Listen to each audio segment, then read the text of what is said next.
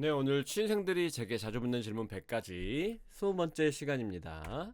질문을 한번 같이 읽어볼게요. 팀장님, 직무는 도대체 어떻게 정해야 하는 걸까요? 라는 질문이에요.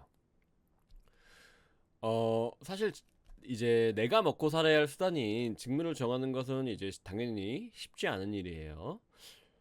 직무를 정하기 위해서는 여러분들 어떻게 해야 되냐면 두 단계를 따라야 돼요. 제가 앞에서 강조 드린 거와 비슷하게 나를 이해하고 첫 번째로, 그 다음에 두 번째는 직무를 이해하신 다음에 세 번째는 나라는 사람과 직무의 공통점을 고려해가지고, 그러니까 내게 맞는 직무를 선택해야 한다는 거예요.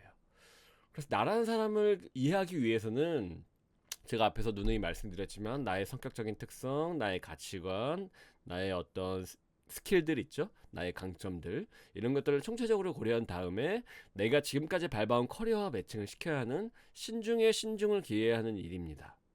바로 이런 이유 때문에 사실 직무를 정하는 과정은 우리가 초등학교에 입학한 순간부터 고민을 했어야 하는 일이에요. 근데 이거는 당연하게도 비현실적이죠, 사실. 그래서 제가 경험 정리를 통해서 과거에 이제 초등학교 때부터 혹은 유치원 때도 했던 경험들을, 내게 의미가 있었던 경험들을 찾아라 라고 말씀을 드려요. 왜냐면 거기에 내가 기억하는, 그 내가 중요하다고 여기는 과거의 기억 속에 나라는 사람의 본질이 들어가 있기 때문에 그래요. 그래서 어쨌든지 경험 정리를 하는 거는 제가 앞에서도 이제 강조를 많이 드렸기 때문에 여기서는 이제 직무를 정하는 방법에 대해서 제가 설명을 드릴 건데, 제가 현실적인 관점에서 여러분들이 지금 어떤 상황인지 제가 모르잖아요. 어떤 상태인지. 그래서 제가 5가지 유형으로 나눠서 제가 오늘 준비를 해봤어요. 첫 번째 유형은 대학교 1, 2학년에 재학 중이신 분들, 두 번째 유형은 대학교 3, 4학년, 고학년에 해당하시는 분들이고요. 세 번째 유형은 대학교를 졸업하시고 이제 취업을 준비를 하려고 하시는 분들.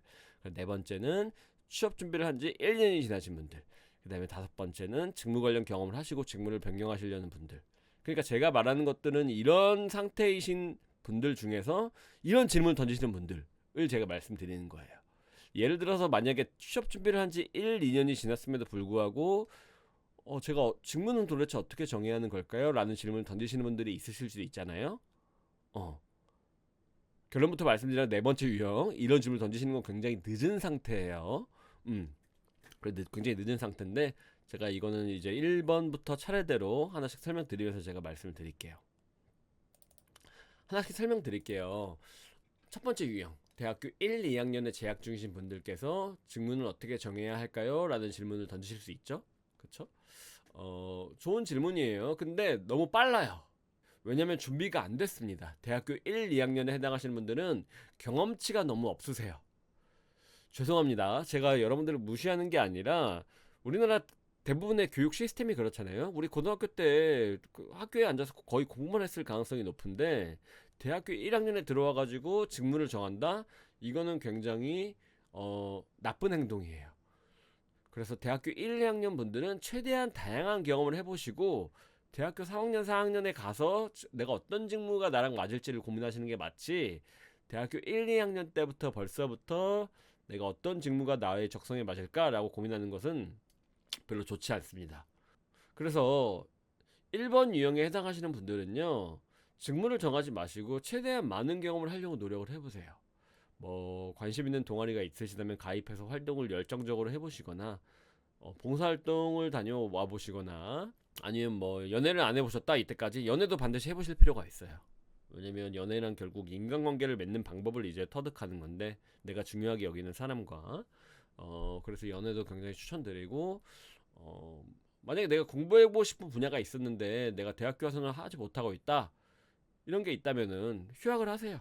휴학을 하신 다음에 관심 있는 분야를 공부를 해보시거나, 뭐 아니면 관심 있는 분야의 아르바를 해보시거나, 이것도 좋아요.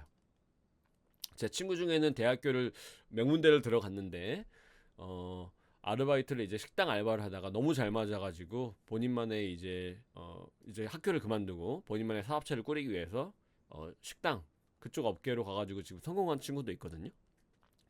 그래서 그런 경우도 있으니까 최대한 다양한 경험을 통해서 세상의 맛을 좀, 세상을 찍먹을 해봐라 라고 저는 말씀을 드리고 싶습니다. 자, 그리고 2번, 대학교 3, 4학년에 재학 중이신 분들, 개인적으로는 이제 대학교 3학년이나 4학년 때 이제 직무를 정하고 취업을 서서히 준비를 하시는 게 가장 바람직한 프로세스라고 생각을 하는데, 뭐 3학년이든 4학년이든 상관없으니까 이때쯤에는 이제 과거에 했던 경험들을 정리를 해보셔야 돼요. 제가 이 경험 정리 3종 세트는 제가 Q3번 강의의 세 번째 강의에서 제가 설명을 드렸었어요.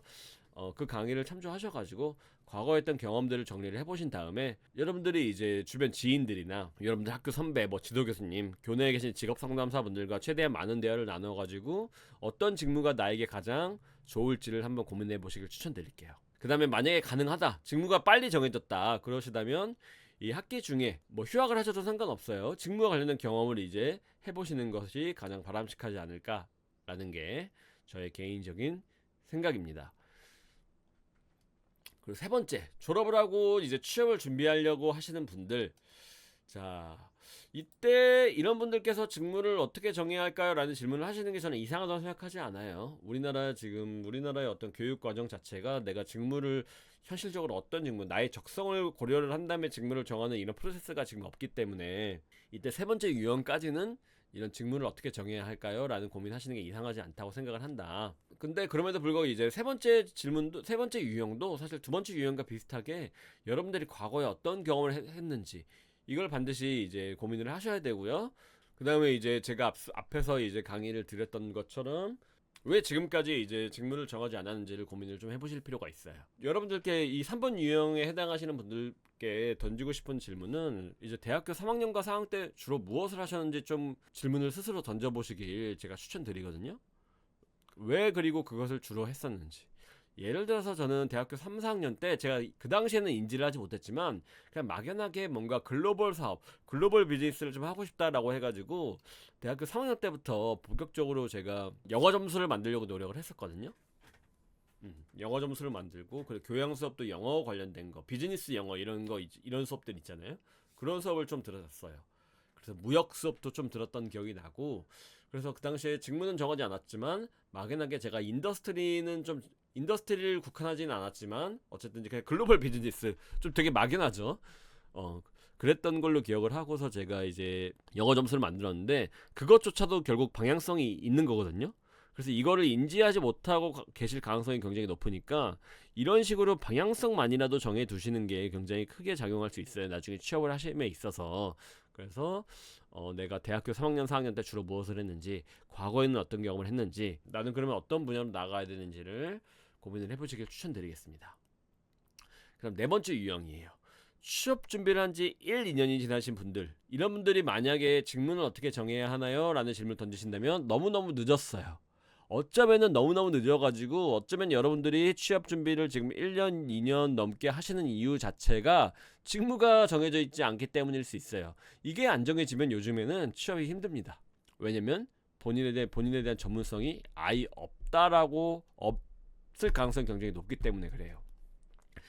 보통 이런 경우는 그렇게 요즘엔 흔치 않은데, 어떤 분들이 이렇게 취업을 오래 했음에도 불구하고 직무가 안 정해져 있냐면요, 남들 따라서 취업 준비를 하신 분들, 그냥 남들이 대기업이 좋다고 얘기를 하니까, 남들이 공무원이 안정적이라고 얘기를 하니까, 남들이 이게 좋다고 얘기를 하니까, 자기 주관이 없고 남들의 의견을 너무나도 소중히 여기신 분들, 자기보다 남들이 중요했던 분들, 보통 심리학에서는 이제 보통 착한 아이 콤플렉스를 가지고 있는 분들이라고 얘기를 할 수도 있을 것 같은데, 어쨌든지 여러분들의 주관이 만약에 없으신 분들, 직무가 아직까지 안 정해 있다면 굉장히 큰일이에요. 그래서 반드시 최대한 빠르게 직무를 정하셔야 되는데, 이거는 저희가 제공해드린 직무 분석 워크시트를 참조해가지고요, 직무 분석을 최대한 빠르게 정리를 하시길 바랄게요.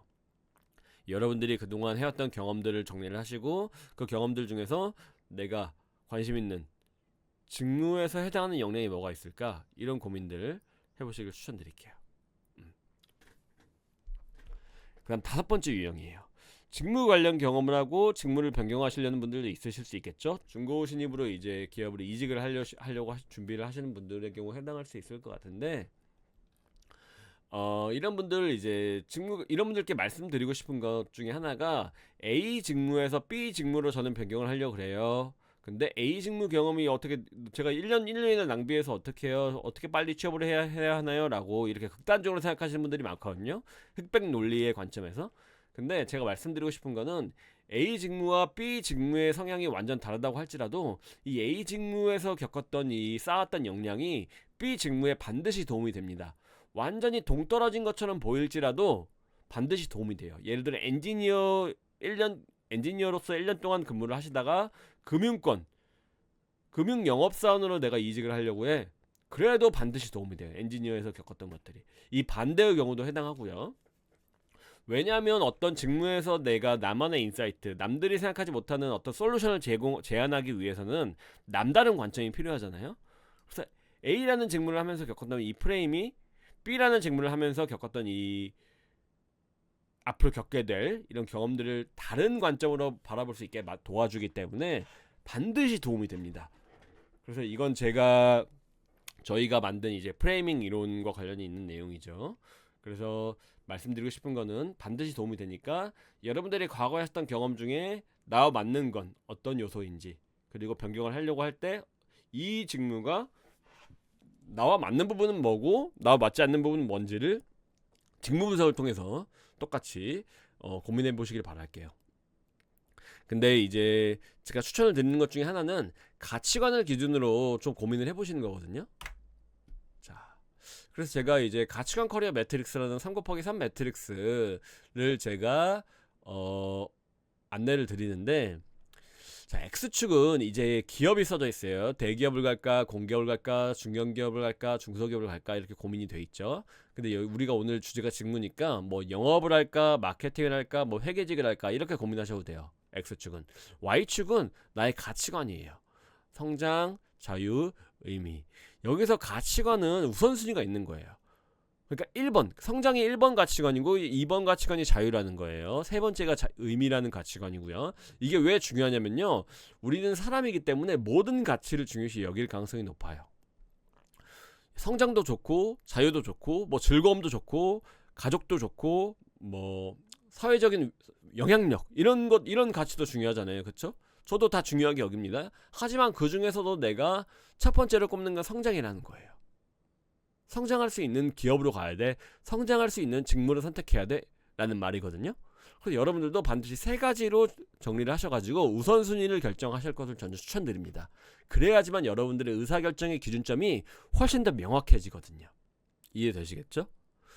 그래서 제가 이 매트릭스를 작성하는 방법이나 이 매트릭스를 활용해가지고 나의 직무나 어떤 기업을 갈지를 고민하시는 것을 제가 이 3곱하기3 매트릭스로 내게 맞는 직장을 찾는 방법이라는 칼럼에 정리를 했었으니까 이 칼럼뿐만 아니라 제가 뒤에 있는 칼럼, 이런 내용들을 같이, 이 세 가지 칼럼을 같이 읽어보신 다음에 여러분들의 직무를 어떻게 정해야 할지를 고민해 보실 것을 제가 추천드리겠습니다. 오늘 내용은 좀 굉장히 중요한 얘기이기 때문에 여러분들께서 좀 어려워하실 수 있어요. 어려워하실 수 있고 당연히 신중을 가하셔야 하는 일이에요. 그래서 여러분들이 만약에 직무를 정하는데 뭔가 어려움이 있으시다, 편하게 이쪽으로 연락을 주시면 제가 답변을 해드리겠습니다. 그럼 오늘 강의도 들어주셔서 감사합니다.